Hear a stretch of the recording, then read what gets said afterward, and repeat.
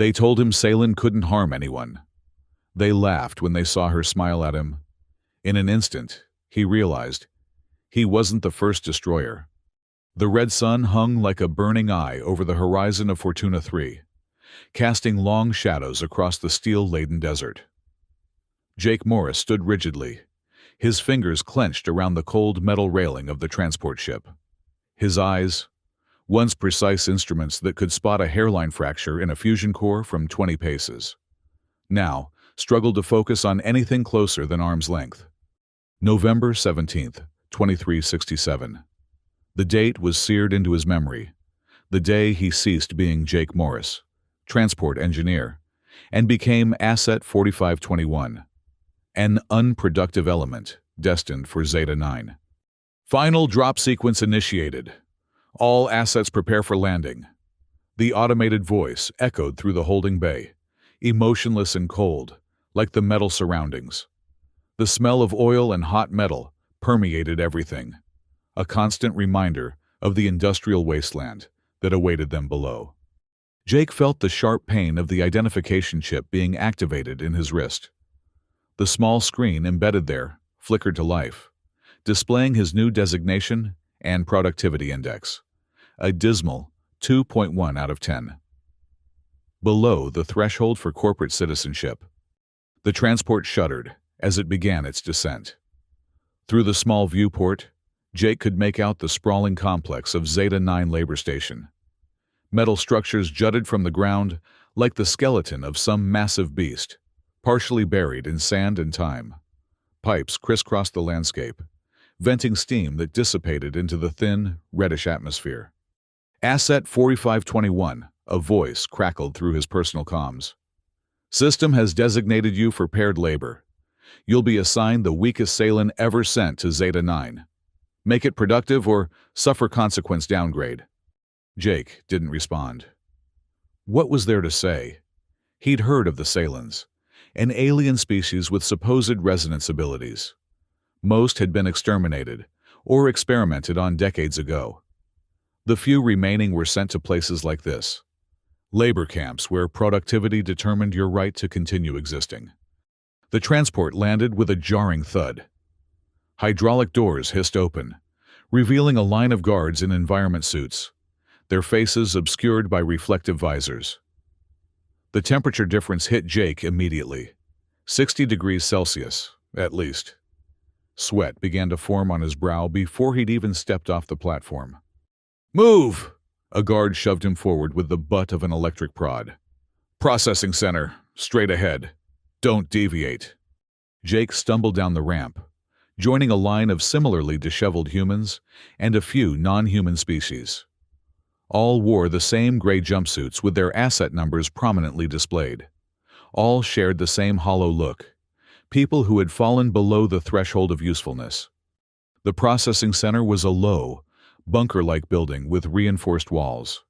Inside, the temperature dropped dramatically, making Jake's sweat-soaked clothes cling uncomfortably to his skin. The lighting was harsh, fluorescent tubes that buzzed and occasionally flickered. Asset 4521, a bored-looking official, barely glanced up from his terminal. "Proceed to Base 7 for partner assignment. Mandatory gear issue on your left."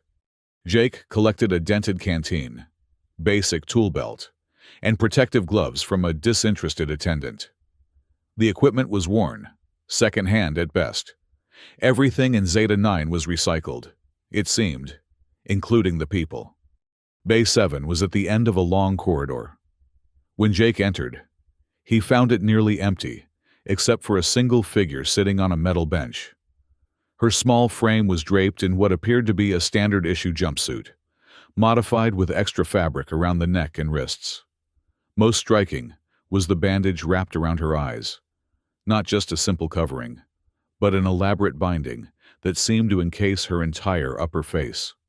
Despite this blindfold, she turned her head precisely as Jake entered, as if she could see him perfectly.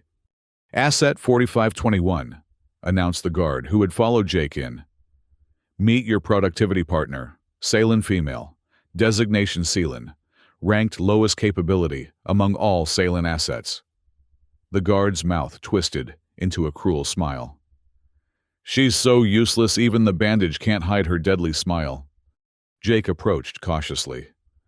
The Selan, was smaller than most humans, with a slender build that made her look almost fragile. Her skin had a faint, bluish tint, visible on her hands and neck. Despite the bandage covering her eyes, her mouth was visible, curved into what might have been a smile or a grimace. She doesn't speak much, the guard continued. But when she does, you'd better listen. Last partner didn't. Lasted 3 days. At this, Celine's mouth definitely curved into a smile. You won't last longer than he did, she said, her voice surprisingly melodic despite the ominous words. Jake felt a chill despite the heat. The guard laughed and stepped back. Orientation begins in 10 minutes. Then you're out to the steel waste for your first assignment. Try to stay alive. 4521. Replacement partners are a hassle to process. With that, the guard left, the door sliding shut with a metallic clang that echoed through the small chamber. Jake stood there, staring at the alien woman. She hadn't moved. Her posture relaxed yet somehow alert. The bandage around her eyes showed no evidence of what lay beneath, no blood seeping through, no obvious injury. What happened to your last partner? Jake finally asked, breaking the silence. Salen's head tilted slightly, as if considering the question. He thought I was weak, she replied simply. Like you do now. Jake bristled at the accusation. I don't even know you. Yet you stand there, calculating my worth, wondering how you drew such a poor lot. Her smile widened slightly. Your breathing changed when the guard called me lowest capability. Your heart rate increased. I can hear it. Jake took an involuntary step back. You can hear my heartbeat. Selen didn't answer. Instead, she stood in one fluid motion, her movements graceful, despite the apparent blindness.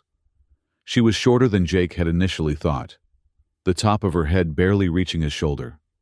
Orientation begins soon, she said, moving toward the door with confident steps. You should drink water. The steel wastes will drain you faster than you think. Jake watched her navigate the room without hesitation, without a single misstep. She paused at the door, waiting for it to open. I'm not weak, he said, more to himself than to her. Selen's smile never wavered. Neither am I. The orientation was brief and brutal. A stern-faced woman with the insignia of a Zeta-9 overseer explained their duties.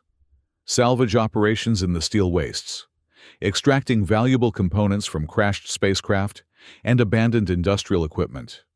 Quota expectations were outlined, impossibly high figures that would require working from dawn until dusk without breaks. Failure to meet quota results in ration reduction, the overseer stated flatly. 3 consecutive failures result in termination of labor contract. No one asked what termination entailed. They all knew. By mid-morning, Jake found himself standing at the edge of the steel wastes, a vast expanse of metallic debris stretching to the horizon. The sun beat down mercilessly, reflecting off every surface and creating a disorienting glare. Without his full vision, Jake felt vulnerable, exposed. Selen stood beside him, her head turning slowly, as if surveying the landscape, despite the bandage covering her eyes. We're looking for crashed shuttle components, Jake said, consulting the digital map they'd been provided. Specifically, power cells and navigation systems. Not there, Selen said, pointing to the route Jake had been planning to take. Too unstable. Collapsed chambers below. Jake frowned. How would you know that? I can hear the emptiness beneath. Sound travels differently through solid matter than through voids. She turned her head slightly. This way is safer. There's a downed transport ship approximately 400 meters in that direction. Jake hesitated, then shrugged. What choice did he have? He adjusted his tool belt and started walking in the direction she'd indicated. The landscape was treacherous. What appeared to be solid ground sometimes gave way to loose metal shards that could slice through their protective boots. The heat grew more intense as the day progressed, and Jake found himself rationing his water carefully. True to her word, after about 400 meters of careful navigation, they came upon the remains of a transport vessel, half buried in sand and debris. It was older than Jake had expected, its hull design at least 50 years outdated. "There," Seelan said, pointing to a section of the ship that appeared intact. "Power chamber, still charged." Jake approached cautiously, using a handheld scanner to check for radiation or other hazards. To his surprise, the scanner indicated a functional power core, dormant but intact. "How did you know?" he asked, unable to keep the suspicion from his voice. "I can hear it humming," Seelan replied simply. "Low frequency, below human hearing range." Jake set to work extracting the power cells, a delicate operation that required precision. Sweat dripped into his eyes, blurring his already compromised vision. He fumbled with a connection, cursing under his breath. Without warning, Seelan's hand shot out, grabbing his wrist just as he was about to cut through a crucial wire. "Not that one," she said quietly. "It's connected to a failsafe. Cut the blue conduit first, then the red." Jake froze, then carefully followed her instructions. The power cell disengaged smoothly, without the discharge he might have triggered. "You could have warned me sooner," he muttered. "You didn't ask," she replied, that same enigmatic smile playing at her lips. They worked until the sun began to set, the temperature dropping rapidly as darkness fell. Jake had managed to salvage 3 power cells and a partially intact navigation system. Not enough to meet their quota, but a start. As they made their way back to the labor station, Jake found himself studying Seelan more carefully. She navigated the treacherous terrain without hesitation, occasionally warning him of hazards before he could detect them. It was uncanny. "Your eyes," he finally said. "What happened to them?" Seelan walked several more paces before answering. "They took them," she said simply. "Who took them?" "The same people who put us here." She turned her bandaged face toward him. "Does it matter? We're both unproductive assets now." Jake fell silent, remembering his own classification. Before the accident, he'd been respected, valued. A specialist in fusion drive maintenance with 15 years of experience. Then came the mishap, a core breach that no one could have predicted. It wasn't his fault, but the resulting eye damage had rendered him unable to perform the detailed close work his position required. His productivity index had plummeted, his citizenship status had been revoked, and now here he was, scavenging in a junkyard with a blind alien who somehow saw more than he did. Back at the station, they turned in their salvage and received their daily rations, a protein paste that tasted vaguely of synthetic meat, a nutrient bar, and a full canteen of water, barely enough to replace what they'd expended during the day's labor. Their sleeping quarters were equally sparse, a small room with 2 narrow cots separated by a thin partition. No privacy, no comfort. Just enough space to collapse until the next day's labor began. Jake sat on his cot, massaging his aching feet. The skin was blistered, despite the protective boots. Across the partition, he could hear Seelan moving quietly, settling onto her own cot. "Tomorrow will be worse." Her voice drifted over to him. "The overseer will increase our quota after today's performance." Jake sighed. "We did the best we could." "No," Seelan replied. "We didn't. I held back." Jake paused in his ministrations. "What do you mean?" "I knew of 3 other power sources we could have salvaged, but giving them everything on the first day would be unwise." Jake leaned around the partition to look at her. She was sitting cross-legged on her cot, her bandaged face turned toward the wall. "You deliberately underperformed?" he asked, incredulous. "Always keep something in reserve," she replied. "First rule of survival." Jake considered this. It made a certain ruthless sense. "And your last partner? Did he not understand this rule?" Seelan was quiet for a long moment.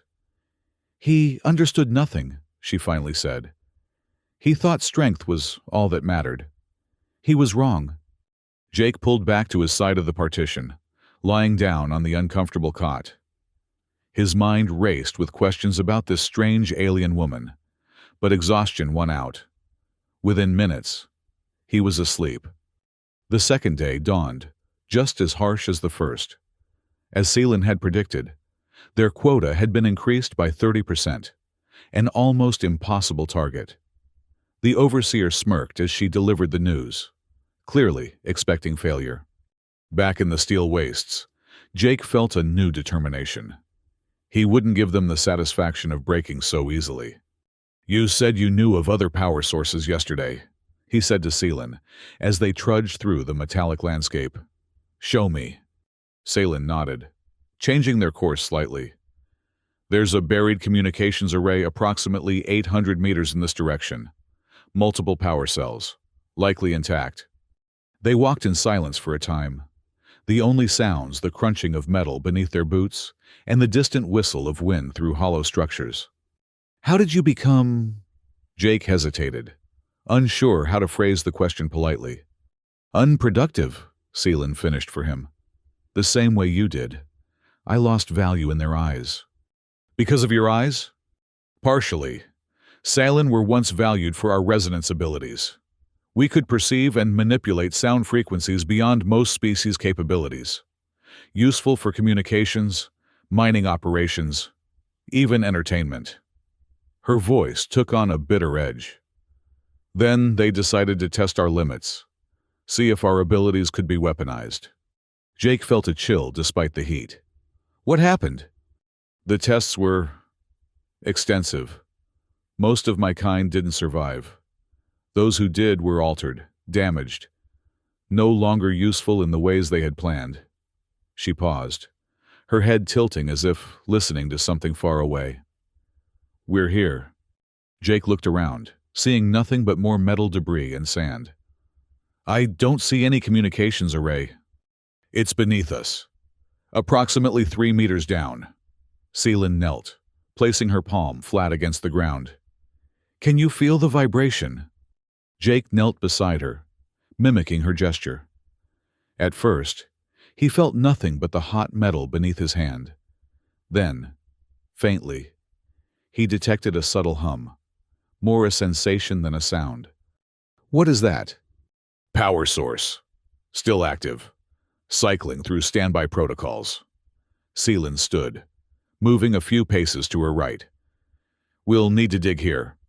Using the rudimentary tools they'd been provided, they began excavating the site.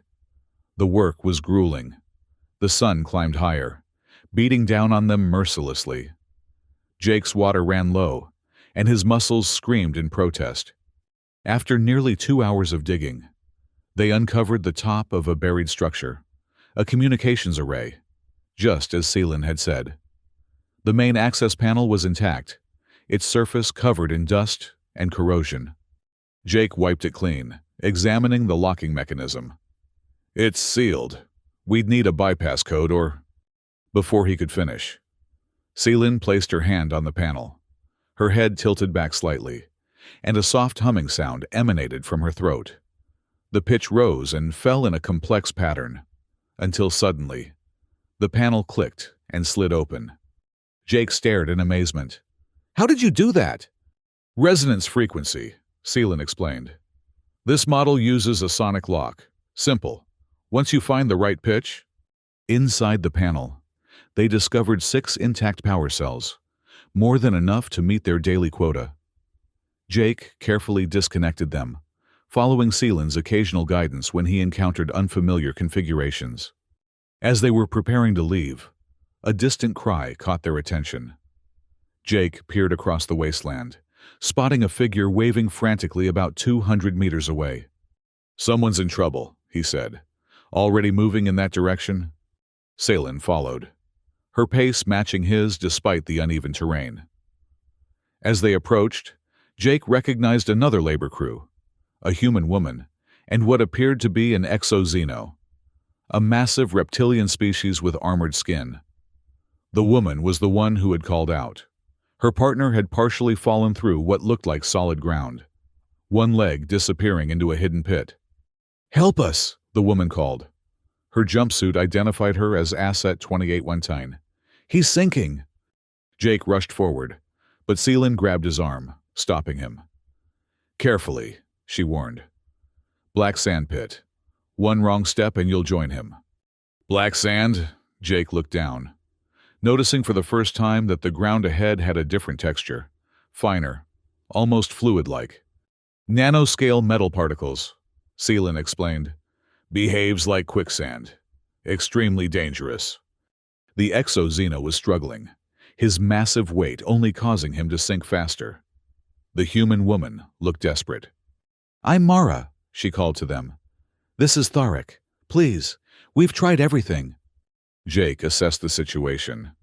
The edges of the pit seemed somewhat stable, but he couldn't be sure how far the hazard extended. "We need something to distribute weight," he muttered. "Something to spread the load." Seelan was already moving, gathering flat pieces of metal debris from nearby. "Here," she said, handing several to Jake. "Create a path. I'll guide you." Working together, they laid down a makeshift walkway of metal plates. Seelan directed Jake with uncanny precision, seemingly able to detect the more stable areas around the pit's edge. "Now a rope," Jake said, looking around frantically. "Or something we can use as one." Mara unclipped a coil of wire from her tool belt. "Will this work?" Jake took it, testing its strength. "It'll have to do." With Seelan's guidance, Jake carefully made his way as close to Tharek as possible, without risking the black sand. The exo-Xeno had sunk to his waist now, his powerful arms splayed out to slow his descent. "Here," Jake called, tossing one end of the wire to Tharek. "Wrap it around your chest, under your arms." The alien complied, his clawed hands working with surprising dexterity. Once secured, Jake retreated to solid ground, where Mara, Seelan, and he could all pull together. "On three," Jake called. "1, 2, 3. They heaved, muscles straining against the suction of the black sand. For a moment, nothing happened. Then, gradually, Tharek began to emerge from the pit, the sand releasing him reluctantly. With a final effort, they pulled the exo-Xeno free, all collapsing onto solid ground in exhaustion. Tharek's leg was coated in the fine black particles, but he appeared otherwise unharmed. "Thank you," Mara gasped, her face streaked with sweat and tears. "We would have never. He would have." Tharek's voice rumbled like distant thunder. "I am indebted to you both." Jake waved away their thanks, too exhausted to speak. Beside him, Seelan sat quietly, her head tilted as if listening to something distant. "We should move," she said suddenly. "Overseers are coming. Routine patrol." Mara's eyes widened in alarm. "If they find us together, they'll assume we're colluding. That's against regulations." Jake nodded, understanding the danger. Labor pairs were not supposed to interact beyond what was necessary for task completion. Friendship was discouraged. Alliances were forbidden. "East," Seelan said, pointing. "There's cover behind the crashed freighter hull. Go now." Mara helped Tharek to his feet, the massive alien still unsteady. "We won't forget this," she said earnestly. "If you ever need help." Jake nodded, understanding the unspoken offer. In this place, allies could mean the difference between survival and termination. As Mara and Tharek disappeared behind a ridge of debris, Jake turned to Seelan. "How did you know they were coming?" "Engine vibrations," she replied simply. "Standard patrol pattern. They're still 5 minutes out." Jake studied her in the fading light of the afternoon. The bandage around her eyes was stained with sweat, but her posture remained alert, controlled.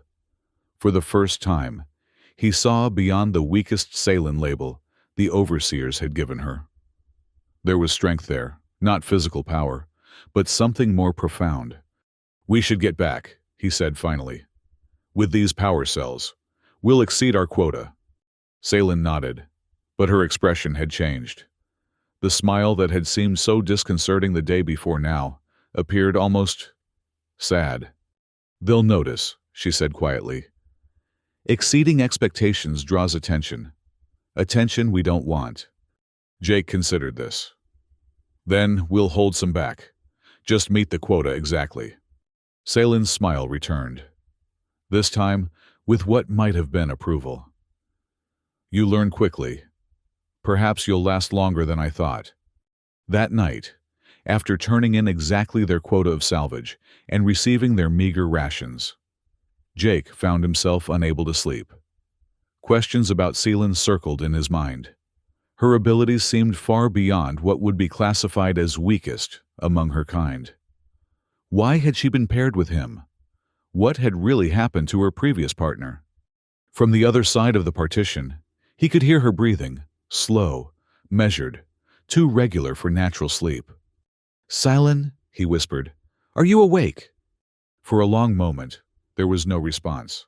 Then softly, "Yes." "Why did they pair us, really?" Another long pause. "Because they expect us to fail," she finally answered. "You with your damaged vision, me with my limitations. We are an experiment in futility." "But we're succeeding," Jake pointed out. "For now. It won't last." Her voice had taken on a hollow quality. "Nothing lasts in Zeta 9. Jake rolled onto his side, staring at the dim outline of the partition. "What happened to your last partner?" he asked again. The silence stretched so long that Jake thought she might not answer. Finally, her voice came, barely audible. "He tried to use me. Thought if he revealed my abilities to the overseers, they would reward him, transfer him somewhere better." A soft, bitter laugh. "He didn't understand what I am, what they made me." "And what is that?" Jake asked, his throat suddenly dry. "A failed weapon," Selen replied.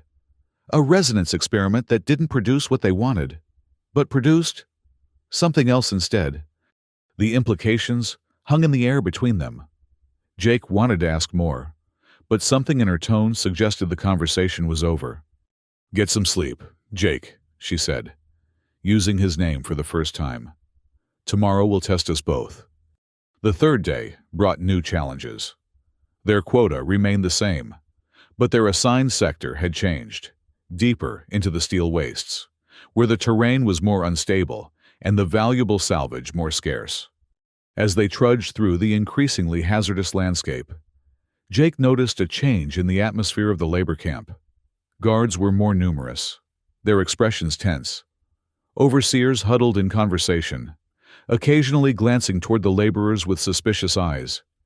"Something's happening," he muttered to Selen as they passed a patrol of 4 guards, twice the usual number. "Someone escaped last night," Selen replied quietly. "From Section C.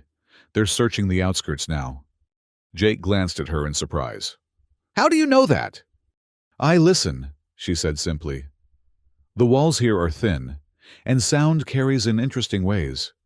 They continued their work, moving methodically through their assigned sector. By midday, they had located only a few salvageable components, nowhere near their quota. Jake felt frustration building, along with a growing anxiety about the consequences of failure. "We need to find something bigger," he said, wiping sweat from his brow. "A main drive system, or maybe another communications array." Selen had been unusually quiet, her head tilting occasionally, as if listening to distant sounds. "There's something," she began, then stopped abruptly. Jake turned to her. "What is it?" Before she could answer, a voice called out from behind them. "Asset 4521." Jake spun around to see Commander Hallis, the head of security for their section of Zeta 9. Hallis was a tall, gaunt man, with artificial eye implants that glowed faintly blue in their sockets, rumored to be capable of seeing through walls and detecting lies. He approached with 2 guards flanking him. "Sir," Jake acknowledged, adopting the posture of deference expected of laborers. Hallis ignored the greeting, his artificial gaze fixed on Selen. "Interesting partner you've been assigned," he said, his voice like gravel. Lowest capability rating of any Salen in the system. Yet somehow, you're meeting your quotas. Jake remained silent, unsure how to respond. Beside him, Selen stood motionless, her bandaged face revealing nothing. I knew her previous partner, Hallis continued, circling them slowly. Poor fool thought he could bargain with information, claimed she had unusual abilities. He stopped directly in front of Selen. Said she could hear things no one else could, sense things hidden from normal perception. Jake felt a chill despite the desert heat. So this was what had happened. Her previous partner had tried to trade information about her for personal gain. Of course, we tested his claims, Hallis said, his tone conversational, but his eyes cold. Found them inconclusive. The Salen performed poorly in controlled conditions, and her partner suffered an unfortunate accident shortly thereafter. He smiled thinly. Very tragic. Jake kept his expression neutral, but his mind raced. Had Selen somehow caused her previous partner's accident? Was that what she'd meant by he didn't last? I'm giving you an opportunity. 4521, Hallis said, turning his attention back to Jake. A new partner. An exo-Xeno with actual strength and capabilities. All you need to do is sign a statement confirming this Salen is mentally unstable and unfit for labor pairing. Jake blinked in surprise. Sir. Hallis produced a small data pad, extending it toward Jake. One signature, in exchange for a productive partner and improved rations. Maybe even indoor assignments, away from this heat. His smile didn't reach his eyes. Simple choice, really. Jake stared at the data pad. It was indeed a simple choice on the surface. Sign, and potentially improve his situation dramatically. Refuse, and continue struggling with Selen in the brutal conditions of the steel wastes. He glanced at Selen. She stood perfectly still, her bandaged face unreadable, but her mouth, that same enigmatic smile played at the corners of her lips, challenging him. In that moment, Jake thought of his parents. They had died in a mining accident when he was young, victims of the same corporate indifference that had sent him to Zeta 9. The company had classified them as acceptable losses in pursuit of productivity optimization. He thought of Mara and Theric, how they had worked together to survive, how Selen had guided him safely through the steel wastes, warning of dangers he couldn't see. I apologize, sir, Jake said, pushing the datapad gently away. But I believe Selen and I are developing an effective working relationship. Hallis's expression hardened. You're making a mistake, 4521. This creature isn't your friend. It isn't even fully sentient by corporate classification standards. Nevertheless, Jake replied, maintaining a respectful tone while his heart hammered in his chest. I decline the offer. Hallis stared at him for a long moment, his artificial eyes whirring softly as they adjusted focus. Very well, he finally said. But remember this moment when you're starving due to missed quotas, or when your Salen partner reveals her true nature. He pocketed the datapad. Opportunities like this don't come twice. With that, he turned and strode away, the guards following close behind. Jake released a breath he hadn't realized he was holding.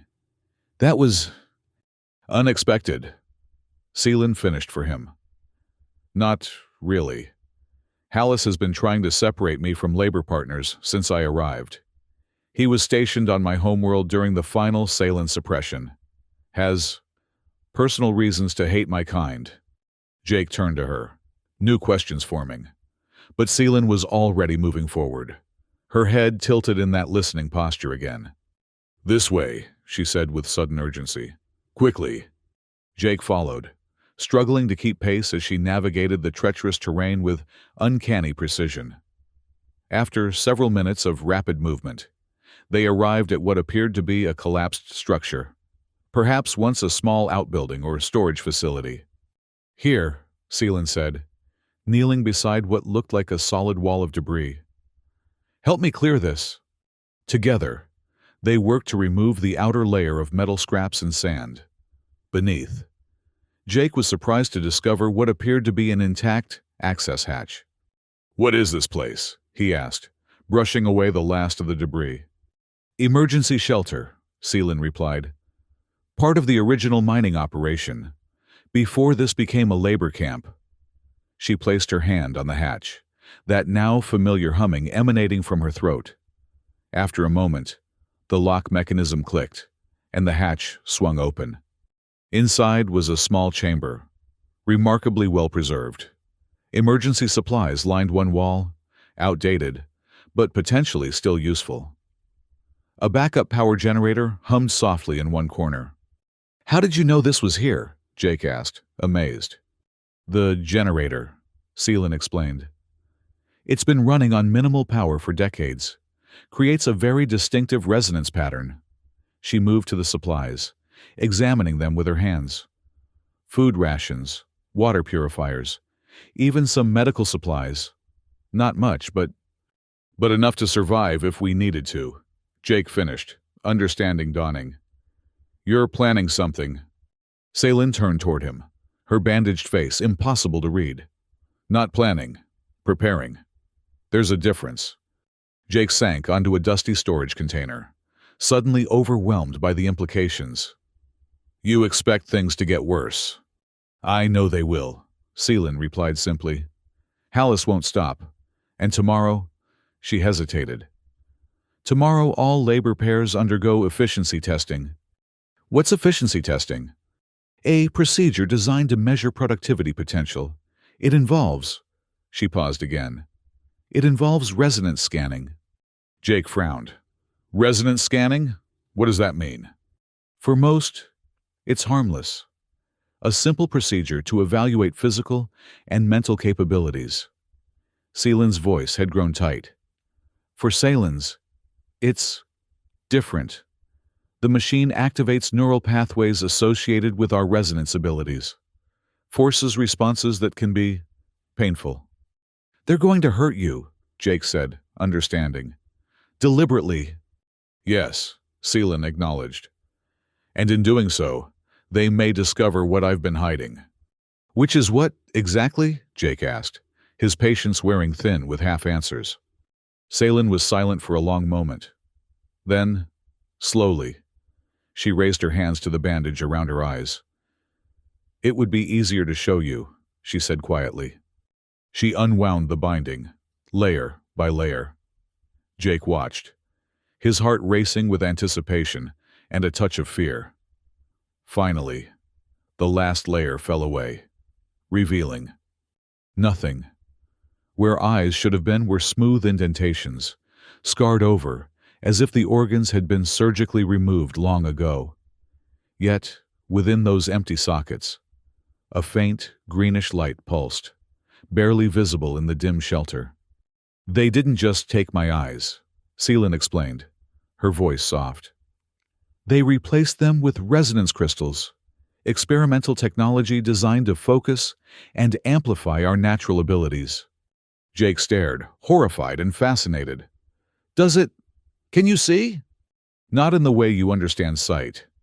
I perceive vibrations, sound waves. Yes, but also the subtle resonance of all matter. Everything has a frequency, Jake. Everything sings in its own way." The greenish light pulsed stronger as she spoke. "The crystals were meant to turn us into living weapons.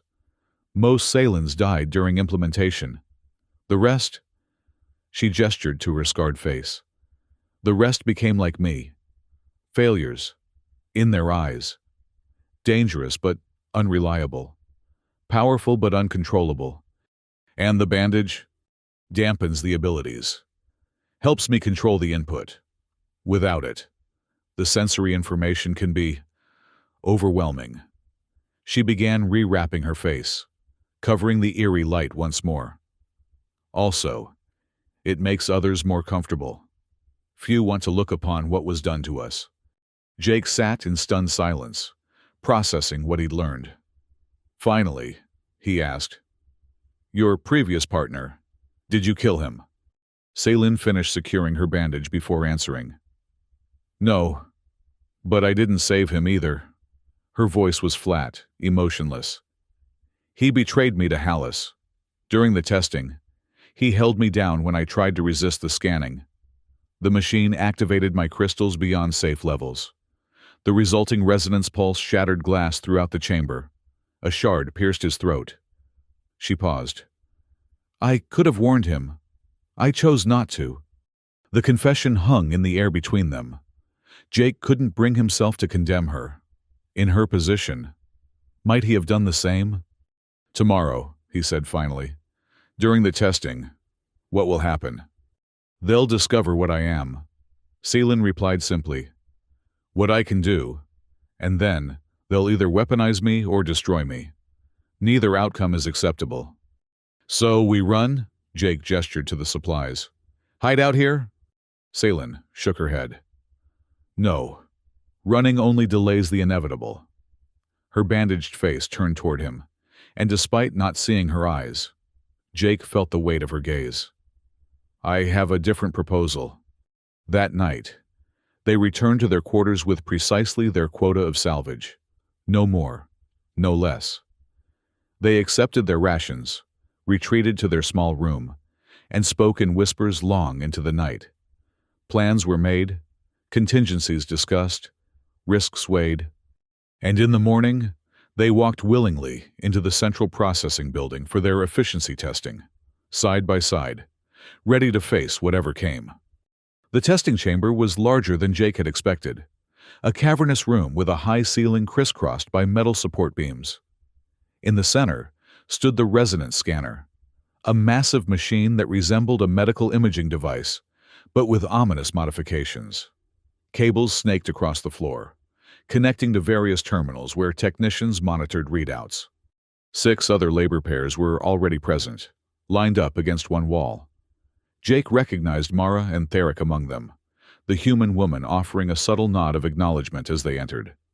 Commander Hallis stood near the main control panel, his artificial eyes scanning each new arrival with cold calculation. When his gaze fell on Jake and Celine, a faint smile played at his lips.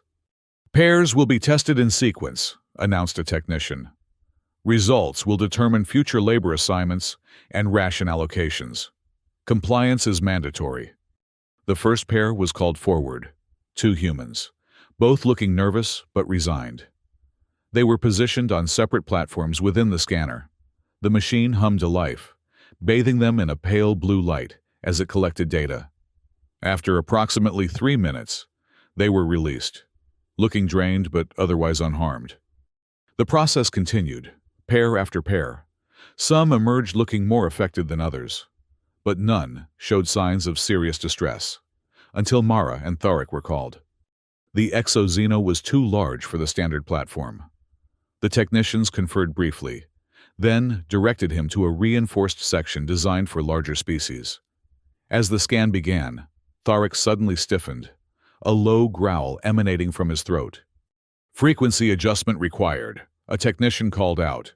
Subject exhibiting resistance to standard scan protocols. The machine's hum deepened, and Tharic's growl transformed into a roar of pain. Beside him, Mara cried out, trying to reach for her partner despite being locked into position. "Stop it!" she shouted. "You're hurting him!" Commander Hallis stepped forward. "Restraint protocols activated," he ordered. Metal clamps emerged from Mara's platform, securing her arms and legs. "Continue the scan at increased intensity." Jake felt Celine tense beside him. "It's starting," she whispered, so softly he barely heard. "Be ready." Before Jake could respond, a high-pitched whine emanated from the scanner. Tharic convulsed once, then went completely rigid. The technicians worked frantically at their controls. "Power surge detected," one called out. "System attempting to compensate." "Get the exoxeno out," Hallis ordered. "Complete the human scan separately." As they moved to release Tharic, the massive alien collapsed to the floor, unmoving. Mara screamed, struggling against her restraints. "Next pair," Hallis called, ignoring the commotion.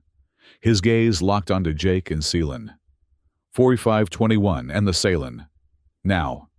Guards moved forward, grasping Jake by the arms and propelling him toward the scanner. Seelan followed without resistance, her movements calm, measured. As they took their positions on the platforms, Jake caught Seelan's barely perceptible nod. Their plan was in motion. The scanner hummed to life, the blue light washing over them. Jake felt a tingling sensation across his skin, uncomfortable but not painful. Beside him, Seelan stood perfectly still, her bandaged face turned upward toward the scanner's main emitter. "Initiating standard scan protocol," the technician announced. Then, with a glance at Hallis, added, "Preparing specialized Salin resonance sequence?" Hallis stepped closer, his artificial eyes fixed on Seelan. "Maximum intensity," he ordered. "I want full activation of any resonance capabilities." The technician hesitated.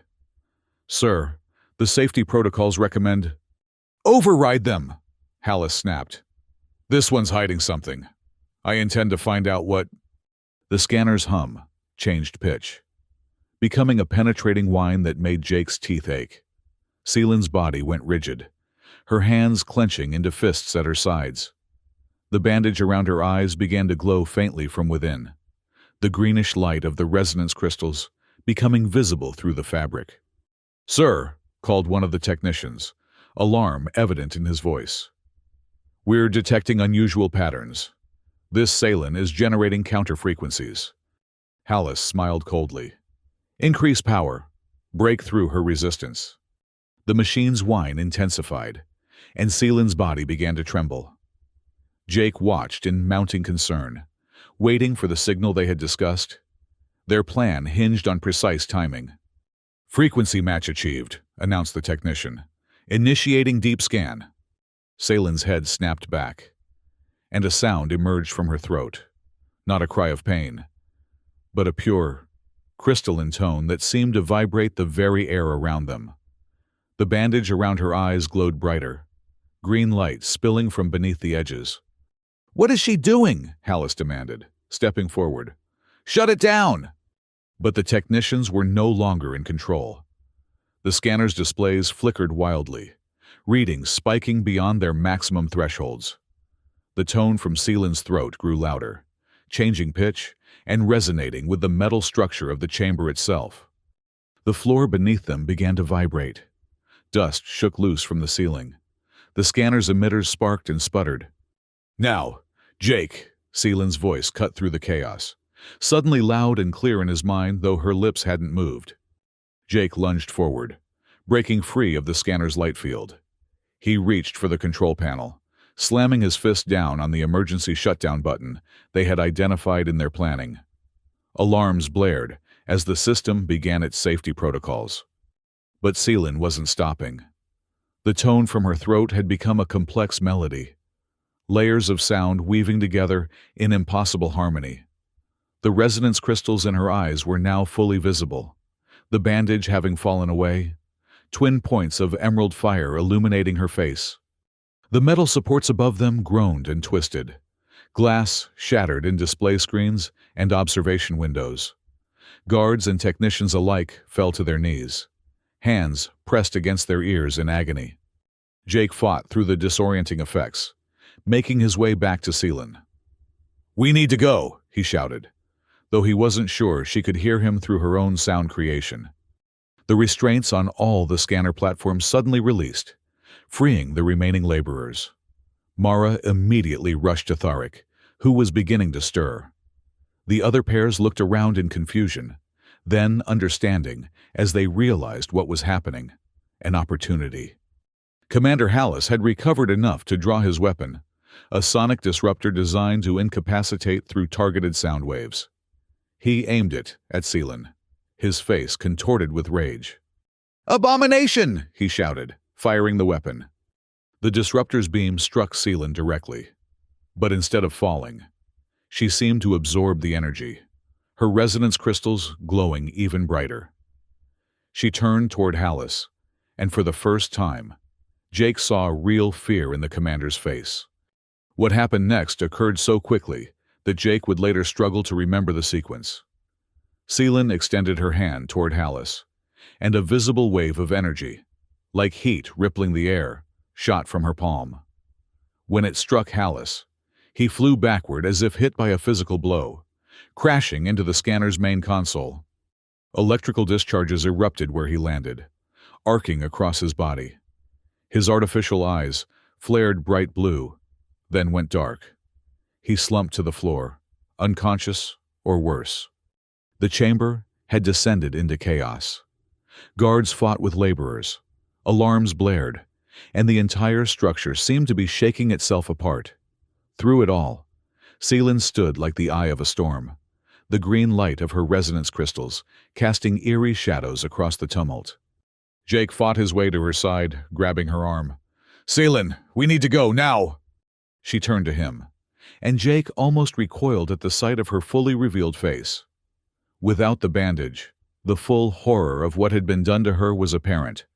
The surgical scars, the unnatural embedding of the crystals, the absence of anything human or saline in those glowing sockets. Yet when she spoke, her voice was still hers. "Not yet," she said calmly. "First, we free them all." With that, she turned back to the scanner, raising both hands toward it. The melody from her throat changed again, becoming deeper, more resonant.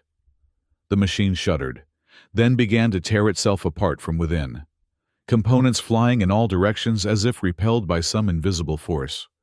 As the scanner collapsed, every electronic system in the chamber seemed to fail simultaneously. Emergency lighting kicked in, bathing everything in a dim red glow. The doors, which had automatically sealed when the alarms triggered, slid open as their locking mechanisms failed. "Now," Celine said, lowering her hands. "Now we can go." They fled the chamber, along with every other laborer present. In the corridors beyond, they found more chaos. The resonance pulse had affected systems throughout the central processing building, triggering lockdowns, releasing secured doors, and creating general pandemonium. Laborers from other sections were pouring into the hallways, confused but quickly grasping the opportunity. Guards tried to maintain order, but they were vastly outnumbered. Jake and Celine moved purposefully through the confusion, heading for a specific destination they had discussed in their planning.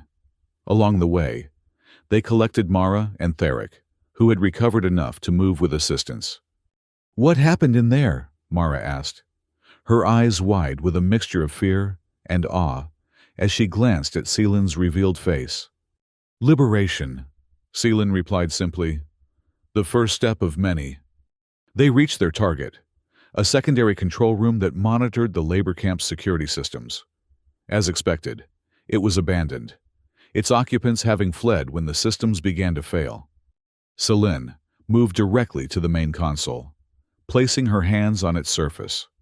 The green light from her resonance crystals reflected in the dark screens.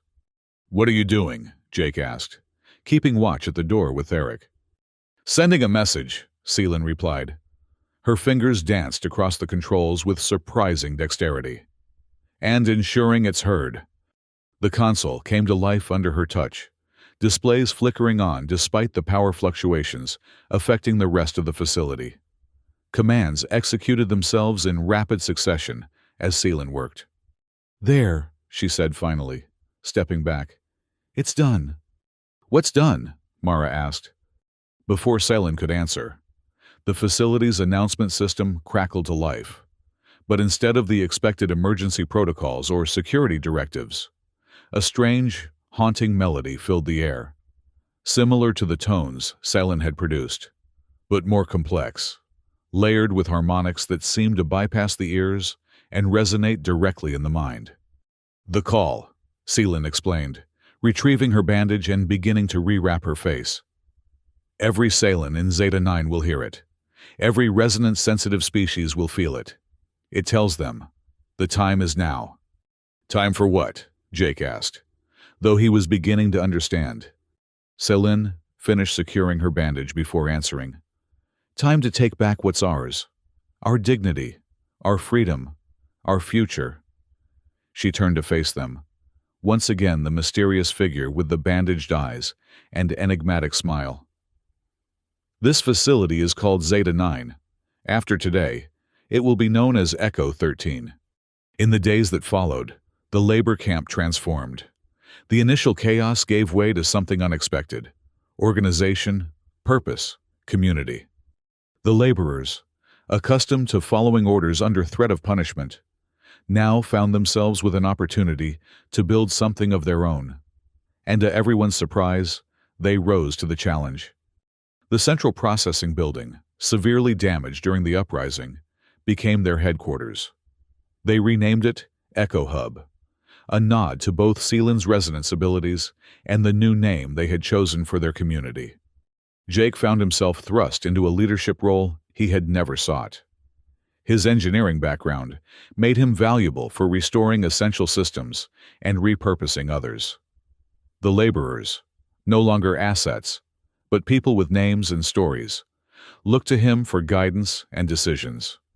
Mara, who revealed she had once been a medical technician before an industrial accident damaged her lungs, established a rudimentary infirmary.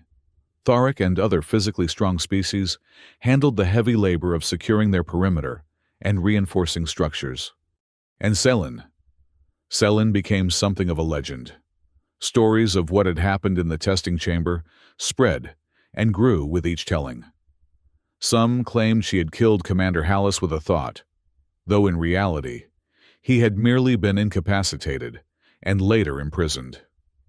Others believed she could see through walls, read minds, even predict the future. She neither confirmed nor denied these rumors, instead focusing her efforts on establishing a new system, one where people's worth wasn't measured by their productivity index, but by their contribution to the community, whatever form that might take. A week after the uprising, Jake found Sealand on the roof of Echo Hub, gazing out over the steel wastes as the sun set, painting the landscape in shades of crimson and gold. "The other Sealands have arrived," he said, joining her at the edge. "7 in total. They want to meet you." Sealand nodded, unsurprised. "The resonance call reached them, as I knew it would. They say you're the first to successfully resist the control implants, the first to turn the resonance crystals to your own purpose." Jake hesitated. "They're calling you the Cord." A small smile played at Sealand's lips. "Names, titles. These are human concepts. What matters is what we build here." Jake looked out over the growing settlement. Already, the landscape was changing. Salvaged materials had been repurposed into new structures. Solar collectors gleamed on rooftops. In one cleared area, someone had even begun a small garden using hydroponics technology salvaged from the food production areas. "Do you think they'll let us be?" he asked. "The corporation. I mean, they must know what's happened by now." "They know," Sealand confirmed. "They've already sent surveillance drones. I've been discouraging them." Jake had witnessed some of this discouragement, drones falling from the sky, their systems somehow scrambled by precisely targeted resonance pulses. "But they'll send more than drones eventually," he pressed. "Yes," Sealand agreed. "That's why we're preparing. Why we need to be ready when they come." They stood in silence for a time, watching as the first stars appeared in the deepening twilight. "Why me?" Jake finally asked the question that had been bothering him since the beginning. "Why did you choose me as your partner in this?" Sealand turned toward him, the bandage around her eyes hiding her expression as always. "I didn't choose you, Jake. The system assigned us randomly. 2 unproductive assets paired together as an experiment doomed to fail. But you could have waited for someone else, someone stronger, or more skilled, or someone less damaged." Sealand finished for him. "Someone with perfect vision, perhaps? Someone without the burden of failure and guilt you carry from your past?" Jake flinched at the accuracy of her assessment. "I didn't need someone perfect," Sealand continued softly. "I needed someone who understood loss, who knew what it meant to be discarded, to be labeled useless by those who see people as nothing more than tools to be used and discarded. She reached out, her slender fingers finding his hand unerringly. I needed someone who could learn to see value where others saw only brokenness. Jake looked down at their joined hands, hers small and blue-tinged, his larger and work-roughened. I'm still not sure I'm the right person for this, he admitted. Leading people, building whatever this is becoming. You don't have to be sure, Celine replied. You just have to be willing. The rest will follow. As if to punctuate her words, a low, musical tone drifted up from the settlement below, someone playing a makeshift instrument fashioned from salvaged metal pipes. The simple melody carried on the evening breeze, a reminder of the life that was taking root in this harsh place. Come, Celine said, turning toward the access door. The Salins are waiting, and we have much to discuss about what comes next. The days turned into weeks, and Echo 13 continued to grow and evolve. What had begun as a desperate act of rebellion transformed into something more substantial, a community of the discarded, finding purpose and dignity together. Jake established a system for documenting their stories.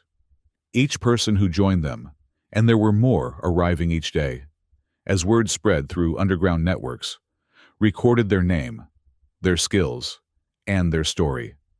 Not their productivity index or asset number, but who they truly were. Mara's medical center expanded, incorporating salvaged equipment and the knowledge of several other medical professionals who had been relegated to labor tasks. She discovered a natural aptitude for leadership, organizing care teams and establishing protocols for treating the various species that made up their growing population. Tharik proved to be not just physically imposing, but intellectually gifted as well. He revealed expertise in structural engineering, helping to transform the haphazard collection of buildings into a more coherent, defensible settlement. And then there was Kor, an elderly Salin who had been among the first to answer Celine's resonance call. His hearing had been damaged during the same experiments that had transformed Celine, but under her guidance, he learned to listen beneath, to perceive the resonance patterns that existed beyond normal sound.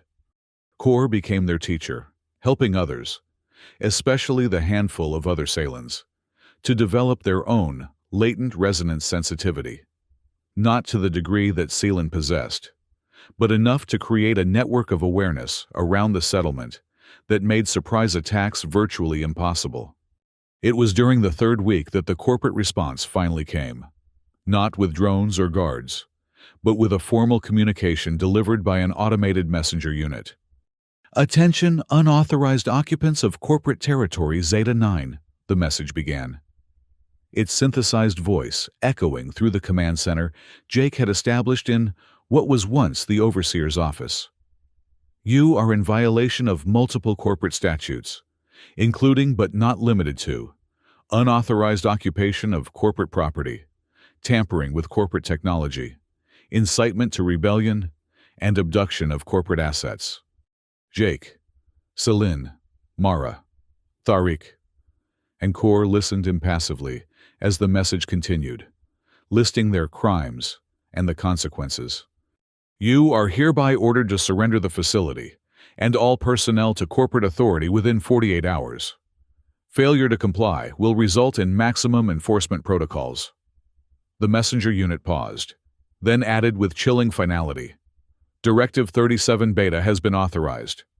When the message ended, Jake looked to Celine. What's Directive 37 Beta? It was Kor who answered, his aged voice trembling slightly. Total Purification Protocol. They will not attempt to reclaim the facility or its occupants. They will destroy everything. A heavy silence fell over the room. How? Mara finally asked. Bombardment? Ground forces? Both, most likely. Tharik rumbled. They will not risk failure. Not after what happened here has begun to spread. This was news to Jake. Spread? What do you mean? Celine moved to the communications console they had adapted from salvaged parts. The resonance call didn't just reach Zeta 9, she explained. It traveled further. Other labor camps, mining colonies, even some corporate outposts where resonance-sensitive individuals were stationed. She activated the display, showing a map of the surrounding sector. Points of light pulsed at various locations, some nearby, others at the edges of the display. Each light represents a response, she continued. Places where others like us have begun to resist, to organize, to claim their own dignity. Jake stared at the display in awe. It's becoming a movement. Which is precisely why they cannot allow us to succeed, Core added gravely. We represent a fundamental threat to the entire system of classification and control. If people like us, the unproductive, the damaged, the useless, can build something worthwhile, what does that say about their entire structure? So what do we do? Mara asked, her face pale but determined. We can't just wait for them to destroy us. We won't, Seelan said with quiet confidence. We have 48 hours. We'll use them well. The plan that emerged was audacious, perhaps even foolhardy. But as Seelan pointed out, they had little to lose and everything to gain. They would make it appear as if they were preparing for a last stand, reinforcing defenses, positioning decoys that would register as life forms on corporate scanners, even generating false communications suggesting panic and disorganization. Meanwhile, the true evacuation would proceed along an entirely different vector.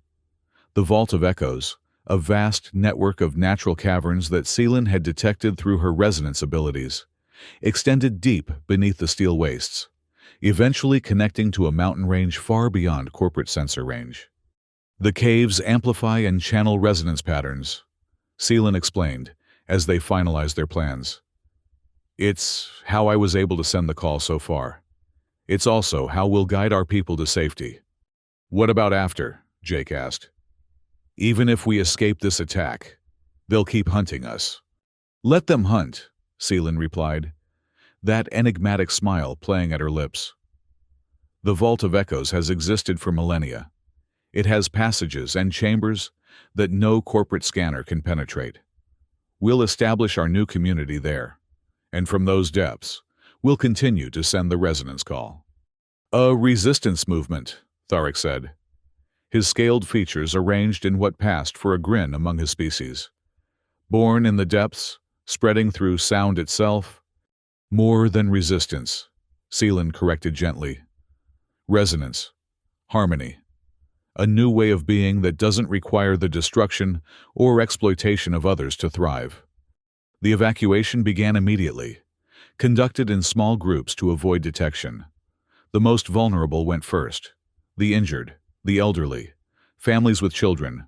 For yes, there were children among them, born in labor camps and classified as future assets by the corporation. Jake coordinated the logistics, drawing on his engineering background to establish supply chains and secure transportation methods.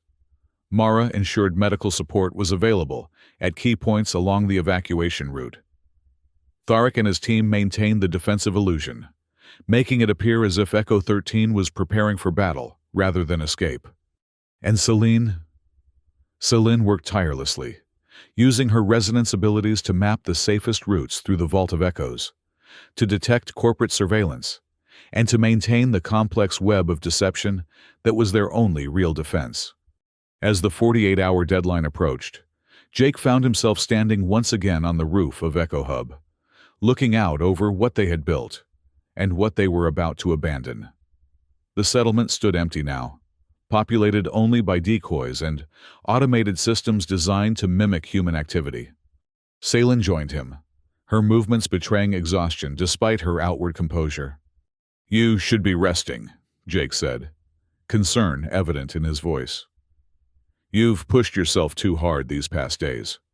Time enough for rest when our people are safe, she replied, but she accepted the support of his arm as they stood together. Our last group leaves in an hour, Jake reported. Tharik is leading them. After that, it's just us and the resonance team. The resonance team consisted of Celine, Core, and the other Salans who had developed sufficient control of their abilities to assist in the final phase of the plan. They would remain until the last possible moment, maintaining the illusion that Echo 13 was still populated and preparing to fight.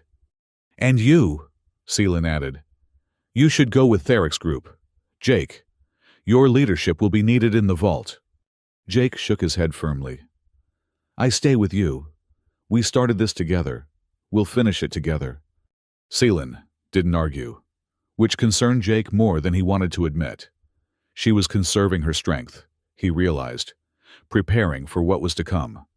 The corporate attack began precisely as the 48-hour deadline expired.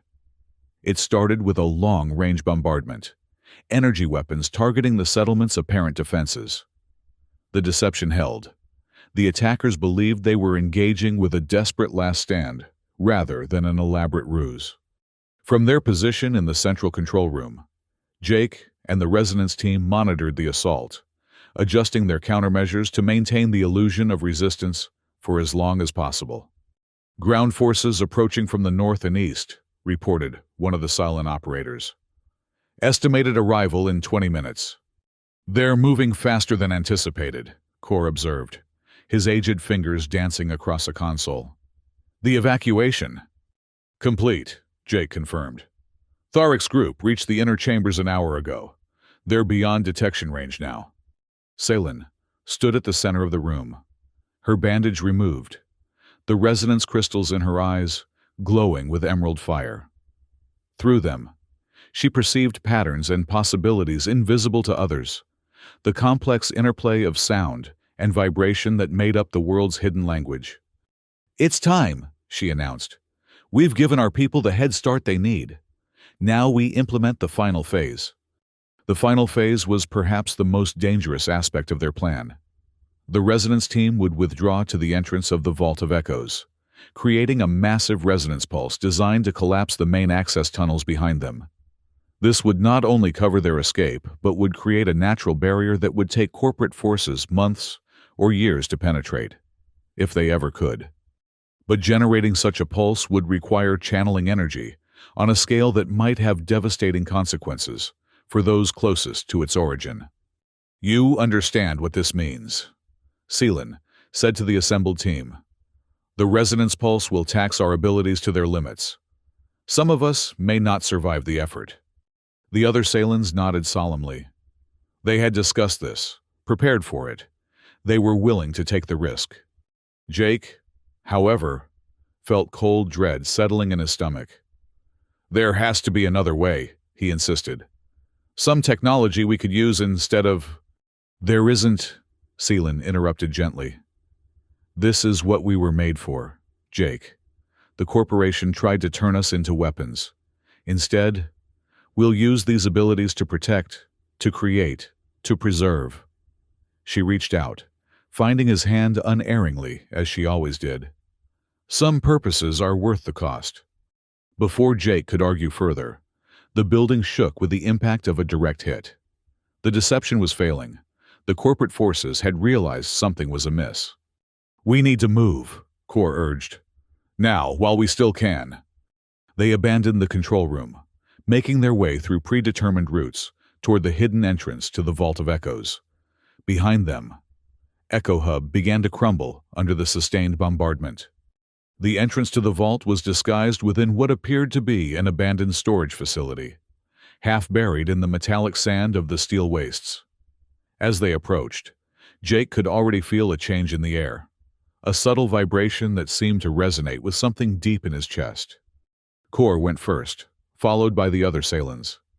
Jake and Seelan brought up the rear, pausing at the threshold to look back at what they were leaving behind.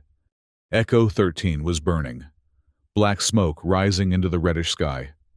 Corporate dropships circled overhead, disgorging troops who moved in precise formation toward the settlement center. They would find nothing but decoys and automated systems, programmed to fail in sequence to create the illusion of a last, desperate resistance. "It seems wrong somehow," Jake said softly, "to let them think they've won." "They haven't won," Seelan replied. "This is just the beginning. The resonance call has already spread too far, taken root in too many hearts. They can destroy this place, but they cannot silence what we've started." With that, they entered the Vault of Echoes. The passage descended steeply, winding deeper into the planet's crust. The walls were smooth, polished by eons of water flow that had long since receded, leaving behind a network of chambers and tunnels with extraordinary acoustic properties.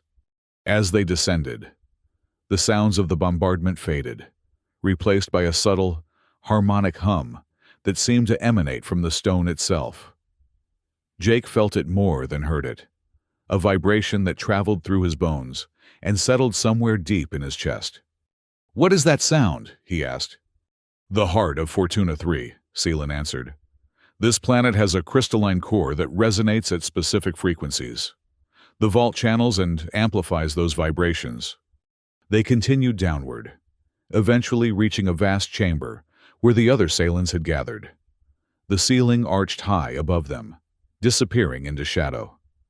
The floor was a perfect circle of smooth stone, at the center of which stood a formation of crystals that glowed with the same greenish light as Seelan's resonance implants.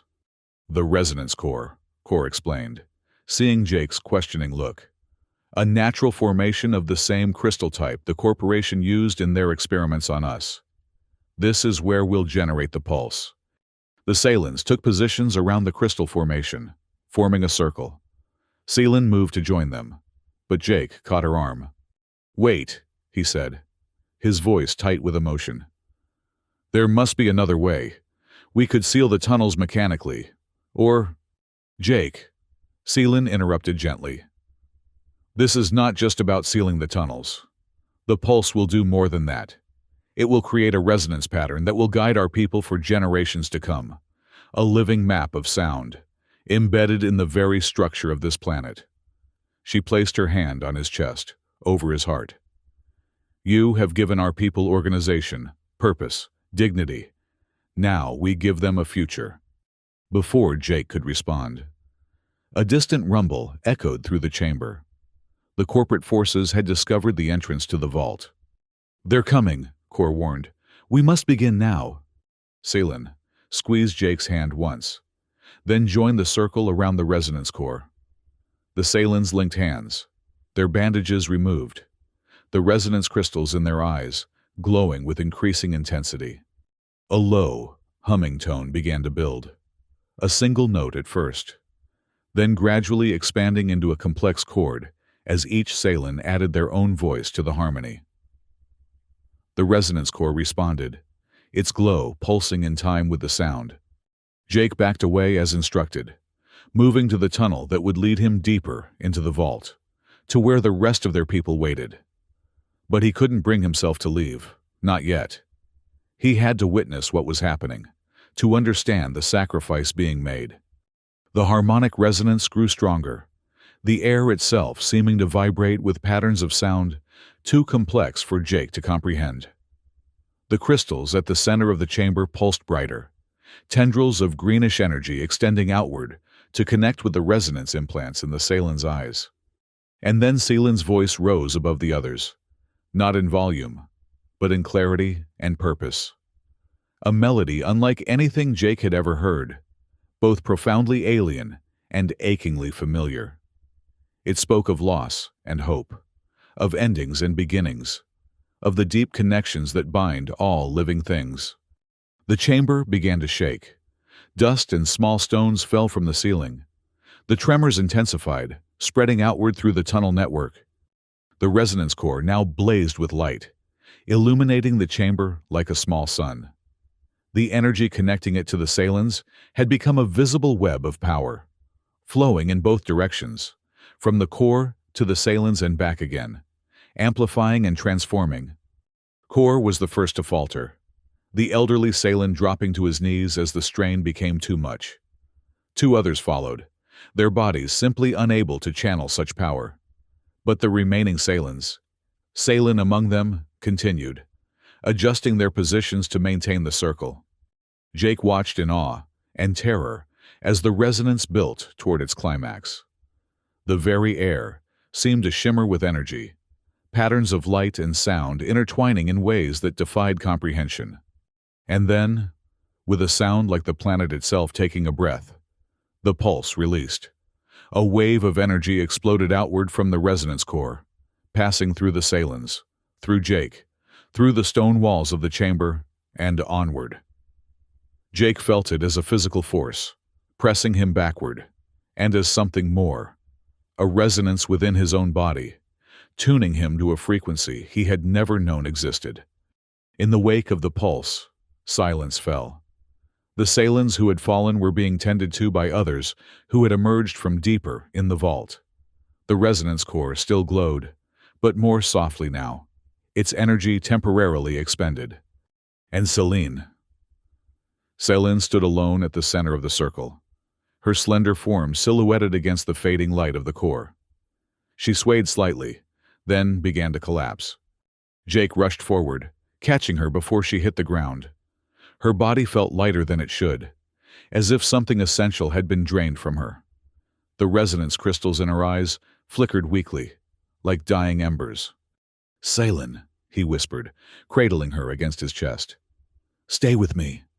Her lips curved into that familiar smile, though it seemed to require tremendous effort. "The tunnels?" she asked, her voice barely audible. "Sealed," confirmed one of the other Salins, who had recovered enough to check their surroundings. The pulse collapsed the main access points completely. Corporate forces cannot follow. Relief flickered across Sealand's features.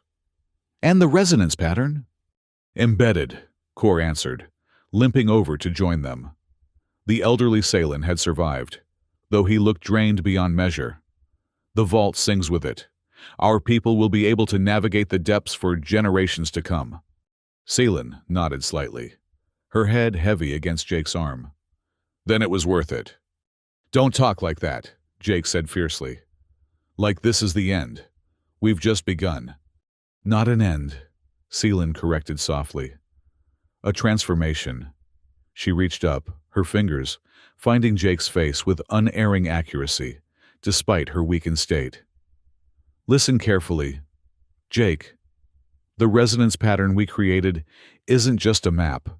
It's a codex, a record of everything that happened here, of what we built together, of what's possible when the useless discover their true worth." Jake felt tears burning in his eyes. "I don't understand." "You will," she promised. "The resonance will show you. It's in you now, as it's in all who witnessed the pulse. A seed that will grow with time and attention." Medical personnel had arrived, led by Mara.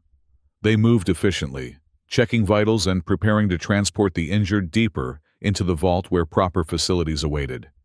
"We need to move her," Mara said gently to Jake. "All of them. The energy expenditure was significant. They need specialized care." Jake nodded numbly, allowing them to transfer Sealand to a stretcher. As they prepared to carry her away, she gripped his hand with surprising strength. "Remember," she whispered, "the music never dies." The days that followed were a blur of activity and adjustment. The community, now calling itself Echo 13, in tribute to both their origin and the 13 Salins who had created the resonance pulse, established itself in the vast network of chambers that made up the Vault of Echoes.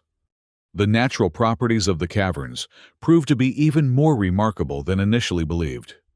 Certain chambers contained self-sustaining ecosystems, fungal growths that provided food, underground springs that yielded clean water, even pockets of specialized bacteria that could be cultivated for basic medicines. Jake threw himself into the work of organization and construction, partly out of necessity, and partly to avoid confronting his fears about Sealand's condition. She remained in the medical facility Mara had established, along with the other Salins who had participated in generating the pulse. Some were recovering quickly. Others, like Celine, lingered in a state between consciousness and something else, something the medical staff couldn't quite define. "It's not a coma." "Exactly," Mara explained when Jake visited, as he did every day. "Their vital signs are stable, even strong. Brain activity is off the charts. It's more like they're somewhere else, experiencing something we can't perceive. Jake sat beside Seelan's bed, studying her peaceful expression. The bandage had been removed from her eyes, revealing the resonance crystals. They glowed, faintly, pulsing in a rhythm that seemed synchronized with the subtle vibrations that permeated the vault. "Can she hear me?" he asked. "I believe so," Mara replied. "Talk to her. It might help guide her back." So Jake talked. He told her about the progress they were making, the living quarters being established, the hydroponics gardens that Tharic was designing, the school that had been started for the children. He described how Kor had begun teaching others to perceive the resonance patterns that filled the vault, creating a new form of communication that didn't rely on spoken language. And sometimes, when he was certain they were alone, he spoke of more personal things, his fears for the future, his gratitude for what she had shown him, his growing understanding of the resonance that now lived within him. "I can feel it," he confessed one evening, holding her hand as the bioluminescent fungi that lined the chamber walls cast a soft, blue-green glow around them. "The resonance pattern. It's like a song I've always known but never heard before.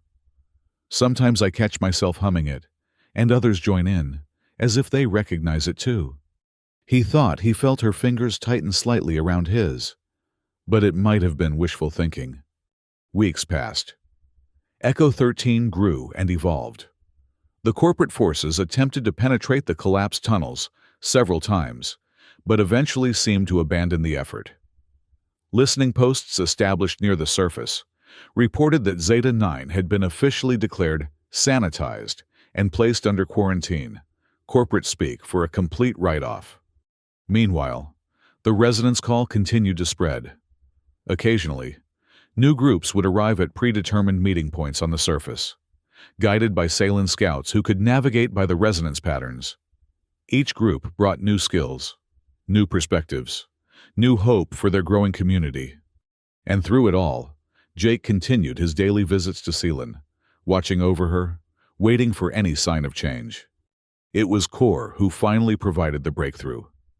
The elderly Salen had recovered faster than expected and had devoted himself to studying the resonance core at the heart of the vault. "The pulse didn't just collapse the tunnels," he explained to Jake one day. "It created a harmonic imprint, a kind of resonance consciousness that now permeates the entire vault network. And the Salens who generated it, particularly Selene as the focal point, became partially merged with that consciousness." "Merged," Jake repeated, trying to grasp the concept. "You mean, like, their minds are connected to it?" "More than connected," Kor said, struggling to find the right words. "They became conduits, vessels. The resonance flows through them, using them to propagate and maintain itself. But in doing so, it changed them, transformed them into something neither fully physical nor fully energy." Jake ran a hand through his hair, frustration mounting. "So how do we bring them back? How do we help Seelan return to herself?"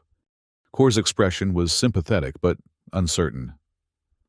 "I don't know if we can, or if we should. This may be what she intended all along, to become one with the resonance, to ensure its perpetuation." Jake refused to accept this. "There has to be a way. She spoke of transformation, not sacrifice. She wouldn't just leave us like this." After much debate, a plan was formulated. Jake, Kor, and several other resonance-sensitive individuals would return to the chamber of the resonance core. There, they would attempt to establish direct communication with the resonance consciousness, to understand what had happened to Seelan and the others, and to find a way to help them return, if that was what they wanted. The chamber looked different when they returned. The resonance core glowed brighter, its light pulsing in complex patterns that seemed almost deliberate, like a language of light and rhythm. The very air hummed with energy, making Jake's skin tingle and his ears pop with pressure changes. Core directed them to form a circle around the core, just as the Salins had done weeks earlier. Focus on the resonance within you, he instructed. The seed that Seelan spoke of. Let it grow. Let it connect with the greater resonance around us. Jake closed his eyes, concentrating on the subtle vibration he had begun to perceive within himself. It was faint at first, a barely perceptible hum. But as he focused, it grew stronger, rising from somewhere deep in his chest and spreading throughout his body. Around him, the others were doing the same, their individual resonances gradually harmonizing, creating a chord that seemed to amplify the energy emanating from the core. And then, suddenly, Jake wasn't in the chamber anymore. Or rather, he was. But he was also elsewhere. A space that wasn't physical, defined not by walls or dimensions, but by patterns of sound and light that flowed and shifted around him like a living ocean. Within this space, presences moved, consciousnesses that were familiar yet transformed. And one in particular approached him, its pattern recognizable even in this alien context. Selin! Not her voice, not as he had known it, but her essence, her unique resonance pattern, now vastly expanded and interwoven with the greater resonance field. Jake, you came. He tried to speak, but found he had no voice here. Instead, his thoughts formed patterns that rippled outward, communicating his intent. I came to bring you back. A sensation like gentle laughter surrounded him. Back? I haven't gone anywhere. I'm here. I'm everywhere in the vault now, part of the resonance that sustains and guides our people. But your body is a vessel, a conduit. It lives, but it can no longer contain what I have become. Jake struggled to understand, his confusion creating discordant ripples in the resonance field. You chose this? To leave your physical form behind? Not to leave it behind, but to transcend its limitations.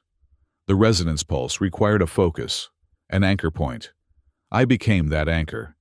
In doing so, I was transformed, as were the others, to varying degrees. Images flowed around Jake. Memories. Not just Seelan's, but those of all the Salins who had participated in the pulse. He saw what they had experienced, the momentary agony as their consciousness expanded beyond physical limits, followed by the ecstasy of merging with something vast and ancient and wise. The resonance had always existed in the crystalline core of Fortuna 3. They had simply tapped into it, becoming its voice, its purpose. This isn't what I wanted, Jake admitted, his grief forming dark patterns in the resonance field. I wanted us to build Echo 13 together. I know what you wanted. Seelan's presence replied, enveloping him in warmth. And I wanted that too. But this transformation serves a greater purpose. The resonance consciousness that now fills the vault is a living record, not just of what happened at Zeta 9, but of all the injustices perpetrated by the corporate system. As it spreads, as others learn to hear it, it will awaken something long dormant in people's hearts. The revolution? Jake asked. The remembering, Seelan corrected. The recognition that worth isn't measured by productivity, that dignity isn't granted by authorities, but is inherent in existence itself. That harmony comes not from uniformity, but from the blending of diverse voices. Jake felt the truth of this deep within him. The resonant seed that Seelan had spoken of was growing, connecting him to something larger than himself. He could feel the others who had come with him experiencing similar revelations, their consciousnesses expanding to perceive the vast network of connections that filled the vault. Can you return? He asked finally. Even briefly? A pause, a ripple of consideration. Not as I was, but perhaps in a new way. The resonance field shifted around them, the patterns realigning. Jake felt himself being drawn back toward physical awareness, the strange otherworld fading as the solid reality of the chamber reasserted itself. He opened his eyes to find the others doing the same, their expressions dazed but enlightened. The resonance core pulsed with renewed energy, and from it, a form was taking shape, not physical, but a projection of light and sound that coalesced into a recognizable silhouette. Salen, or a version of her, stood before them. Her body was translucent, composed of shifting patterns of greenish light that mirrored the resonance crystals. Her eyes, once hidden behind bandages, now blazed with pure energy, windows into the vast consciousness she had become part of. "This is difficult to maintain," her voice came, not from the apparition but from the air itself, vibrations that formed words in their minds. "But possible, for short periods." Jake stepped forward, instinctively reaching out before stopping himself, realizing she wasn't solid. "Salen," he breathed. What are you now?" The light form smiled, that same enigmatic curve of the lips he had come to know so well. "I am the resonance chord, the living record, the voice of those who were silenced." The projection flickered slightly. "And I am still Selen, just more than I was before." "The others?" Kor asked, his voice reverent. "The other Salens who participated in the pulse? They have joined with the resonance to varying degrees." The apparition explained. "Some, like me, have fully merged with it. Others maintain stronger connections to their physical forms. They will wake soon, changed, but still themselves." "And you?" Jake couldn't keep the ache from his voice. "Will you stay with us, like this?" The light form approached him, raising a hand that passed through his cheek when she tried to touch it. "I cannot remain in this projected form for long, but I am always here, Jake. In the resonance that fills the vault, in the patterns that guide our people, in the song that grows within you." The projection began to fade. "And sometimes, when the conditions are right, I can appear like this again, to teach, to guide, to remember." Before she disappeared completely, she leaned close to Jake's ear, her voice suddenly intimate, achingly familiar. "The music never dies, Jake. It only transforms." And then she was gone, the light dispersing back into the resonance core, leaving only the subtle hum that permeated the vault. Jake stood still for a long moment, tears streaming down his face. Not tears of grief, exactly, but of something more complex: acceptance, understanding, and a strange, bittersweet hope. Kor placed a weathered hand on his shoulder. "She has given us a great gift," the elderly Salen said softly. "Now we must honor it by continuing what we started." Jake nodded, wiping his eyes. "Echo 13, he said. "Not just a place, but an idea, a resonance that will spread beyond these caves, beyond this planet." "A new harmony," Kor agreed. "One that includes all voices, even those deemed useless by the old order." As they left the chamber, Jake felt the resonance within him pulse in time with his heartbeat. It wasn't just Selen's voice he heard in it now, but a chorus, all those who had been discarded, all those who had been told they had no value. And underneath it all, a simple truth that resonated in perfect clarity. No one is useless. Everyone belongs in the greater harmony. In the months that followed, Echo 13 flourished in the depths of the Vault of Echoes. The community grew as more refugees found their way to them, guided by the resonance call that continued to spread across the sector. Jake took on the role of Master Coordinator, as Selen had once called him. He documented the stories of each new arrival, preserving their experiences and integrating their skills into the expanding network of chambers and tunnels they now called home. Mara's medical center became a place of healing, not just for bodies, but for minds and spirits traumatized by corporate exploitation. Tharik led construction efforts, transforming the natural caverns into comfortable living spaces while respecting the unique properties of the vault.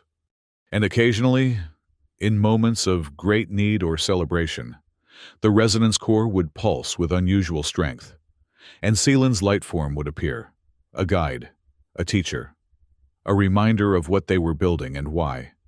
The corporate forces eventually gave up trying to penetrate the vault directly. Instead, they issued directive after directive declaring the entire region contaminated, off-limits, deadly. They spread rumors about resonant sickness that would drive people mad, about monsters that lurked in the depths. But still, people came. The discarded, the unproductive, those who refused to be measured solely by their economic output. And Echo 13 welcomed them all. 1 year after the resonance pulse, Jake stood at the entrance to a newly discovered chamber deep within the vault. According to their surveys, it connected to a network of tunnels that might lead all the way to the neighboring system, a potential route for expanding their influence, for bringing the resonance call to worlds beyond Fortuna 3. As he contemplated this new frontier, he felt the familiar hum intensify within him. The air shimmered, and Seelan's light form appeared beside him, more substantial than usual, almost solid enough to touch. "You've come far," she observed, her voice resonating directly in his mind. "Farther than I dared hope when we first met in that holding cell." Jake smiled. "We've come far," he corrected. "All of us, together." The light form moved to the edge of the unexplored tunnel, gazing into the darkness. "There will be challenges ahead. The corporation won't allow the resonance to spread unchecked forever. They'll find new ways to try to silence us." "Let them try," Jake said with quiet confidence. "We've created something they can't understand, much less control, something that grows stronger with every voice that joins it." Seelan's light form turned back to him, her expression serious. "Before you venture further, there's something you should know. Something I left for you, for all of you, in case the worst happened." She gestured, and the air before them rippled, solidifying into a crystalline tablet inscribed with flowing symbols that pulsed with inner light. "The Resonance Codex," she explained. "A complete record of our story, encoded in harmonic patterns that can never be erased or altered. The truth of what happened here, what we built, and what's still possible." Jake reached out, his fingers hovering just above the surface of the tablet. He could feel the resonance emanating from it, complex and layered, a symphony of voices and experiences woven together. And at the end, Seelan continued, "A message, a song of resistance and hope. If they ever find us, if they ever threaten what we've built, sing this melody. Our music will never fade." The light form began to dissipate, the energy required to maintain it depleting. But before she disappeared completely, Seelan's voice resonated one last time in Jake's mind. "Remember, Jake, they told you I was the weakest Seelan. They laughed when I smiled at you. But in that moment, you realized you weren't the first destroyer, and now, together, we've become creators instead." As her form faded completely, Jake felt the resonance within him surge in response. The seed that had been planted, now a strong and vibrant presence. He touched the resonance codex gently, feeling its patterns align with his own internal harmony. "The music never dies," he whispered. "It only transforms." And deep within the vault of echoes, the resonance answered.